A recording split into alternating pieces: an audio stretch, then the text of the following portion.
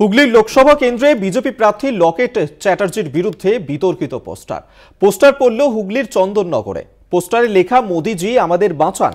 পোস্টারে অভিযোগ করা হয়েছে 5 বছর লকেট এলাকায় আসেননি, মাঝে মাঝে তিনি কর্মীদের ধমকও দেন বলে অভিযোগ করা হয়েছে এই পোস্টারে। আমরা এই নিয়ে কথা বলবো। পলাশ চক্রবর্তী আমাদের সঙ্গে টেলিফোনে রয়েছেন। প্রতিনিধি পলাশ, এই যে পোস্টার দেওয়া হয়েছে সেখানে কি অভিযোগ? দেখো, তোমাকে বলি, সারা চন্দননগর জুড়েই কিন্তু লকেটের বিরুদ্ধে পোস্টার করেছে যে মোদিজি আমাদের বাঁচান। এই পোস্টার কিন্তু মন্ডল সভাপতি সেখানকার সেই নিয়ে বিরুদ্ধেই পোস্টার করেছে।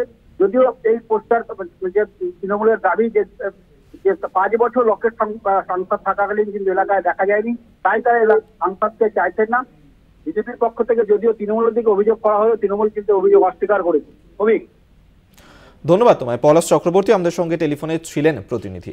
আপনাদেরকে আরেকবার জানিয়ে রাখবো, হুগলির লোকসভা কেন্দ্র থেকে বিজেপির প্রার্থী করা হয়েছে লকেট চট্টোপাধ্যায়কে এবং তাকে নিয়ে এই ধরনের বিতর্কিত পোস্টার নিয়ে বিজেপির নিশানায় তৃণমূল। বিজেপির গোষ্ঠী কোন্দলের ঘটনার জেরেই এই পোস্টার দেওয়া হয়েছে, এমনটাই কিন্তু দাবি করা হচ্ছে তৃণমূলের তরফে।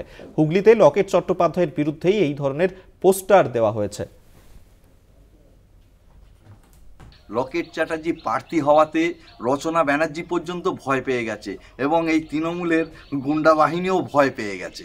লকেট চ্যাটার্জিকে আমরা চন্দননগর বিধানসভা থেকে 3 মণ্ডল সভাপতি 50,000 ভোটে লিড দেবো এবং হুগলি লোকসভা থেকে লকেট চ্যাটার্জি যে ভোটে জিতেছিলেন 2019-এ তার ডবল মার্জিনে ওনাকে জিতিয়ে নিয়ে আবার দিল্লিতে পাঠাবো।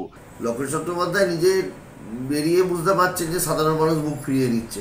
মানুষ তো আশা ভরসা রেখে ভোটটা দেয়, ভোট তাকে মূল্যবান ভোট, তা 5 বছর মানুষ তাকে পায়নি, সে আবার চলে এসছে ভোটের ময়দানে, আবার যেহেতু ভোট এসে গেছে আবার মানুষের কাছে পৌঁছচ্ছে।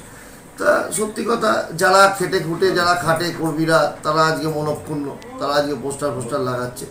হ্যাঁ, আর তারা লাগাচ্ছে, দোষ দিচ্ছে তৃণমূলের নামে। আসল কথা তৃণমূল কংগ্রেসের দেখুন এসবের সময় নেই।